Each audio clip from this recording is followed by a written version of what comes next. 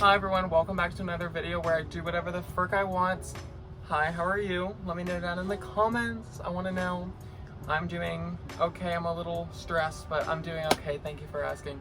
For today, I decided to do a more relaxed, chill video. I've been doing a lot of like van tour, van build videos, and I just wanted to do a more chill one, catch up with me kind of video. If you hear cars in the background, that would be because I'm in a parking lot, so I apologize. For today, I've decided to make a video just discussing my future plans and explaining everything that I have planned for the next 5 years, all the ideas that I have, at least what I want to do. Who knows if it'll work out, maybe not, I don't know. Because I get a lot of questions about it, it's one of my main questions is what I want to do once I'm done with van life, where I see myself in 5 years from now. So that's what I'm going to be telling you guys about today. And then at the end of the video, I want to do another how I find free parking video-ish segment. I looked at my last one and it wasn't that good and it was kind of confusing, so I want to redo it. So here we go. Okay, I got Millie now. So we've been living in the van for about a year now, and I think we're almost done. My original plan was to go from Maryland down the East Coast, down to like Florida, and then over from Florida to like Louisiana, over to Texas. I'm skipping a lot of states, I'm aware. My phone died, so that's really irritating, but I'm back. Hi. Back to what I was saying before I was rudely interrupted. My original plan was to go down from Maryland, down the East Coast, and then to Florida, and then go west from there all the way to California. So I've already done more than I was supposed to. My original plan was just to stop at California and then be done and I guess go back home. I didn't really think about what I was gonna do when I was finished. But as you guys know, I did a lot more than that. I ended up going up to Utah and then Wyoming and Montana, over to Washington and then down to Oregon and then California. So I did quite a bit more than I thought I was going to. But now that the trip's coming to an end, I've been thinking about what I'm gonna do next, because I don't want to just end it. I've been really enjoying this, and I've been really enjoying making videos, and I'm sure me making videos in my driveway at my dad's house will not be that entertaining. And I'm petting Millie, so if you see my hand moving, that's what it is. I think my next plan is to head to another country, which I've been talking about doing for a while, and I'm so excited. And I think the country that I'm heading to specifically is going to be Thailand. You may ask, why Thailand? It's because I have friends that live there, and I think it's a good start to my international travels to make me feel more comfortable. Instead of going somewhere where I don't know anyone, I'd rather go somewhere that I do know people. Makes sense. But I'm going to be leaving within the next 2 months, I think. This is all kind of wishy-washy. There's no like definite plans right now. I'm still trying to figure it out, and I'll let you guys know as I do come up with definite plans. I'll stay in Thailand for who knows how long until I get bored. And then I think I'll probably head over to Europe and travel there, like France and England and all over the place. And I really want to go to Australia too. I've been talking about going to Costa Rica for a while, and that plan changed. I don't really know why. Like I said, it's just because I have friends in Thailand, so I figured I don't know anyone in Costa Rica. So like I've already explained, I think it'd be better to go somewhere where I know people and then hop to other countries after that, just to get used to being by myself in a different country, because I've never left the United States ever, like not even with my family. This will be my first time ever leaving, but all this will be happening within like years. I'd say this is probably like the next 5 years. I'll be heading from Thailand all over Europe to Australia, possibly South America, like Costa Rica. I really want to go to Brazil. I think it'd be really cool. But yeah, so those are my plans, and I just want to talk about some other really cool things that I have planned for the far future that are just fun things to think about and that I kind of want to do and I've always wanted to do. So here we go. One of the things I've always wanted to do ever since I was really young is live in a treehouse at some point. I know some of you guys are like, Ethan, what the actual heck are you talking about? I don't know if you guys have ever seen the show Treehouse Masters. It's pretty freaking amazing. I want one of those tree houses where there's like separate cabins, like literally in different trees, and then there's bridges that connect them. So like your kitchen's over here, and then you can like walk over to your living room, and then you can walk over to your bedroom. I think that'd be amazing. So by the time I'm like 50 and I'm retiring and want to live in one place again, I think that's what I want to do. But I want to do it somewhere in the jungle where there's monkeys and tropical things. I think that would be absolutely amazing. I just like living in houses that are just not traditional. I want to live in a tiny house at some point. So that's just kind of like on my bucket list, and I have quite a few more things on my bucket list that I want to accomplish, and I'm taking you guys with me as I do it. One of those things would be scuba diving, because I really want to do that.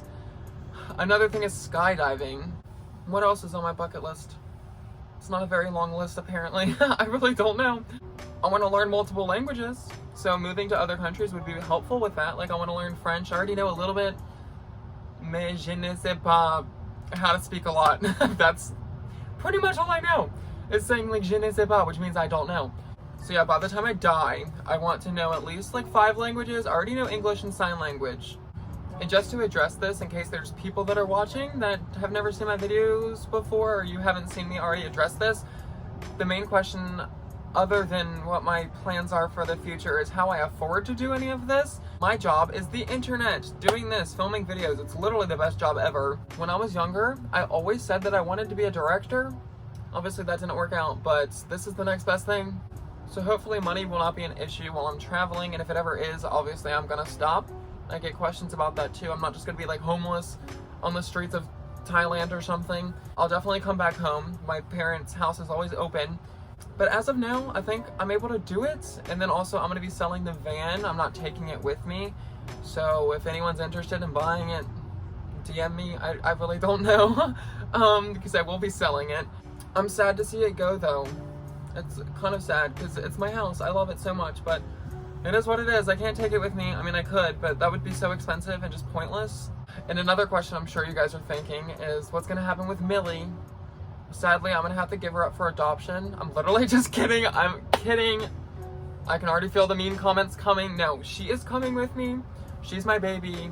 When I adopted her, I signed my life away to taking care of Millie. So she's not going anywhere.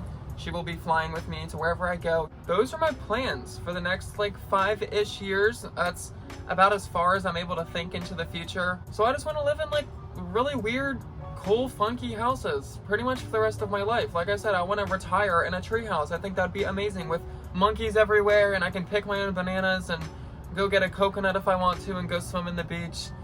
I think that'd be pretty great. That's my type of life because I don't like the cold, so I kind of want to just live in tropical places for the rest of my life, and I'll visit the cold places when it's summer, but I will never be in snow intentionally ever again, I don't think. Maybe for like a couple days, but I don't think I could ever like long term, even like 2 weeks, live in snow. It's depressing. I do not like the snow at all, but it's pretty to look at like from a distance. It's nice. That's my plans for the next 5 years. I think that's it. But now that that's over and I've let you guys know my plans for the next like 5-ish years, I'm going to tell you guys about how to find free parking. So there are a few ways that I know of that you can find free parking, and they're all really easy methods. One's online. It's called freecampsites.net. Do you guys see this editing skills? Yes. You just go onto it and then search up your location, and then it pops up like all these little pinpoints. I'll put it right here, and then you just click on it, and the green means that it's free.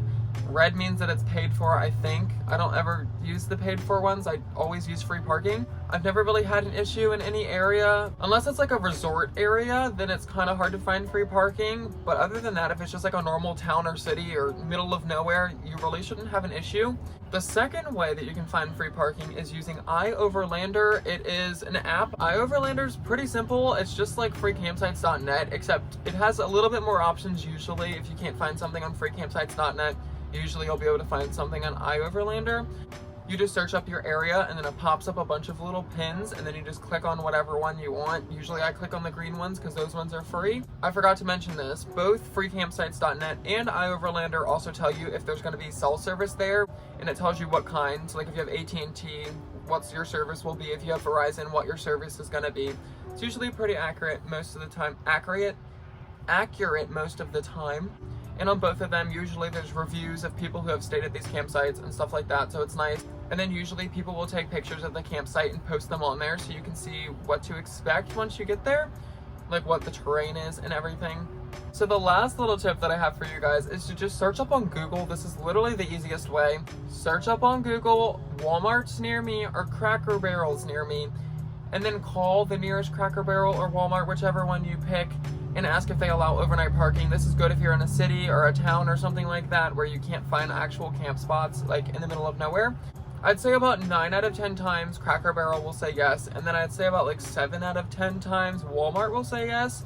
And both are nice because they have cameras in the parking lot, so like if anything goes wrong, you can just ask in the morning to look at the CCTV, isn't that what it is? And Walmarts are nice because usually they have police patrolling the parking lot at nighttime, so if anything goes wrong, there's usually a police officer there to help you. So that's really good, and it wards off any bad people because police officers are kind of scary. So those are all of my tips for finding free parking. I hope it helps you guys out. Another thing is that I've been talking about a secret project that I've been working on. I'm still working on it, but it is not anything I can control. I really wish I could tell you guys what it is, but it's gonna ruin the freaking surprise, and that is the point of surprises, is that I'm not supposed to tell you. But I promise it's worth it. I'm super freaking excited. I think it'll be a really good investment for the channel, honestly. But I just wanted to address that because I keep getting comments saying that, like, when is the project gonna be done? I've been stressing over it, but I shouldn't be because I can't control it, so why stress? Well, Millie's doesn't want to cooperate. This is all she's giving us right now, so we'll have to take it. We say thank you for watching. We really appreciate it. If you enjoyed this video, give it a thumbs up. If you'd like to, well, thank you for the kisses. Don't forget to comment and subscribe. Please spam comments. It really helps with the algorithm and helps with the channel and makes YouTube push the video to more people, so we'd really appreciate it. And then she just burped. Thank you. And then last but not least, Millie and I would like to say a huge thank you to everyone who's supporting the channel on Patreon. Without you guys, none of this would be possible, so we are very appreciative. And because of you guys, Millie gets extra cookies, and we all know she loves that because she's extra thick, as you can see. And lazy. We'll get you a pillow. There you go. Much better. And an extra special thank you goes to Stephen Buckner, Scott Ashley Smith, Michael Posh, William Ward, Blaine B., Tom Morrison, Scott Sweaters, Lyle Morgan, It's Me, Paul Carpenter, Bobby Legliski, Anthony Tamburino, Britt Saunders, Joanne Gittins, Jordan Vajda, and Duncan Stewart Cumming. But I think that's all that I have to say. Peace out. I love all of you guys. Thank you so much for watching. Bye-bye. I'll see you in my next video. Say bye, Millie.